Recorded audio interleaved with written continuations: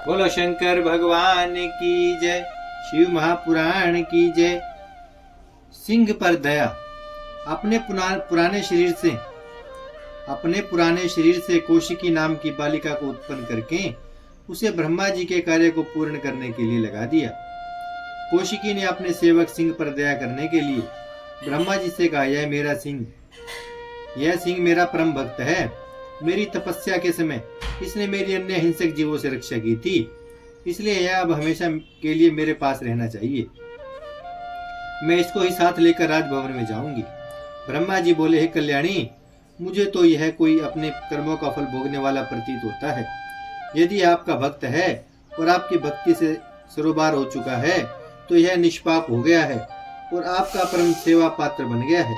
इतना कहकर ब्रह्मा जी अंतर्ध्यान हो गए। भगवती सिंह को साथ लेकर अपने माता पिता के यहाँ से मंदराचल पर्वत पर भगवान शंकर के पास आ गई। शिव गौरी मिलन।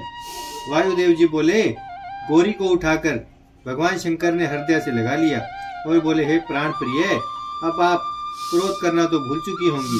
अपने स्वभाव से ही गौरी और कालिका द्वारा मेरे मन को लुभा लिया है। अब हमें आपस में किसी प्रकार का द्वेष नहीं रखना चाहिए। हम दोनों संसार के कल्याण और आधार रूप हैं, इस कारण हम दोनों को मिलकर रहना चाहिए। शिव जी की इस प्रकार की बातें सुनकर गौरी शर्मा गई और बोली कि आपकी कृपा से मैंने दोनों दैत्यों का वध करा है और इसी शक्ति की आराधना तथा पूजा करने से व्यक्ति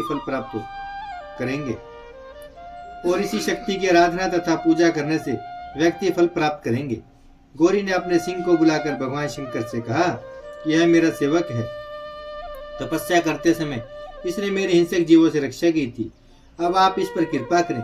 तब भगवान शंकर ने उस सिंह को द्वारपाल बना दिया और समान नंदी नामक द्वारपाल को राजमहल का मुख्य द्वारपाल नियुक्त कर दिया। इसके पश्चात भगवान शंकर ने भगवती गौरी का अनेक वस्त्राभूषणों से अपने हाथों से श्रृंगार किया। उपमन्यु की भक्ति।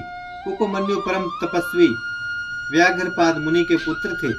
वह बालकपन से ही परम तेजस्वी थे। इस पर भगवान शंकर की अपूर्व कृपा थी, जिस कारण ये तपस्वियों में अगर गण्य बन गए। शंकर जी की कृपा से ये सब शास्त्रों में पारंगत बन गए। एक दिन बचपन में उपमन्यु ने दूध पीने का हठ किया।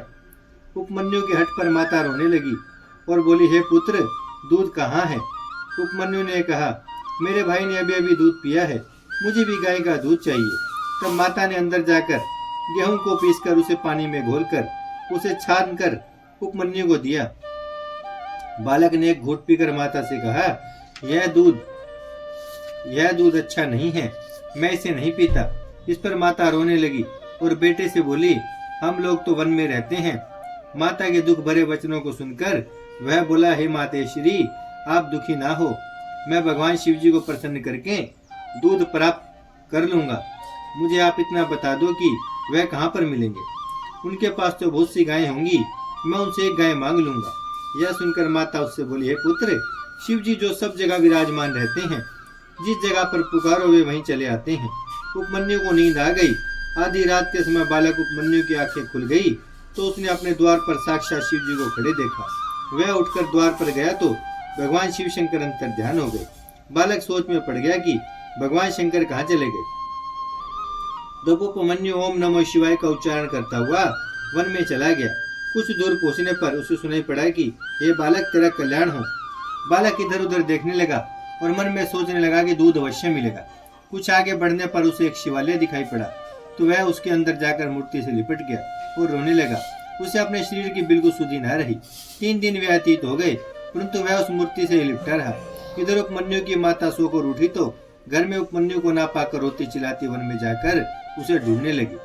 इस समय बालक भूख प्यास से व्याकुल होते हुए भी शिव मंत्र रट रहा था। वहां एक पिशाच आ पहुंचा और उस अचेत बालक उपमन्यु को उठाकर ले गया।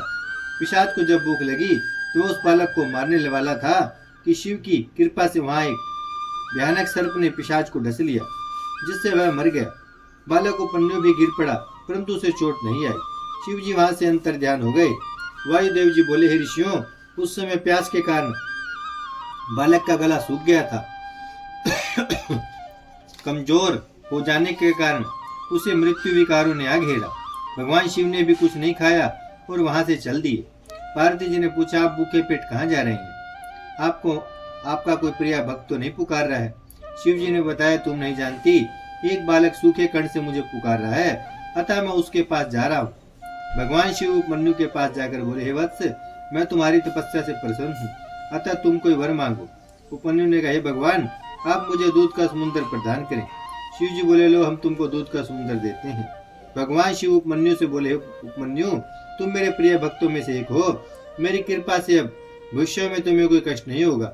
इतना कहकर भगवान शिव शंकर अंतर ध्यान हो गए। वायुदेव ने मुनियों को बताया, हे मुनियों, वासुदेव श्री कृष्ण ने अपनी इच्छा से पृथ्वी पर अवतार ग्रहण किया है। मुनि लोग उस आश्रम पर पहुंचे तो उन्हें जटाजूटधारी भस्म लगाए हुए तिलकधारी उपमन्यु को उनके दर्शन हुए। श्री कृष्ण को उन्होंने प्रणाम किया। उपमन्यु ने त्रेयायुष्यम जमदग्ने इस मंत्र को उन्हें भस्म विलेपन किया। फिर 12 मास तक अपने पशुपत व्रत धारण किया। फिर 12 मास तक उसने पाशुपत व्रत धारण कराया और उत्तम ज्ञान प्रदान किया।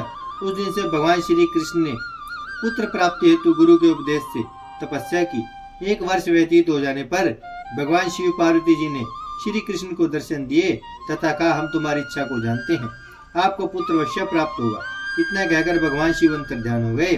उसी वर के प्रभाव से भगवान श्री कृष्ण को जामवंती नामक पत्नी से सांब नामक पुत्र की प्राप्ति हुई थी। बोलो शंकर भगवान की जय, शिव महापुराण की जय। भजमन नारायण नारायण नारायण, श्रीमन नारायण नारायण नारायण, लक्ष्मी नारायण नारायण नारायण, सत्य नारायण नारायण नारायण, भजमन नारायण श्रीमन नारायण, लक्ष्मी नारायण सत्य नारायण, भजमन नारायण नारायण नारायण। बोलो शंकर भगवान की जय, शिव महापुराण की जय।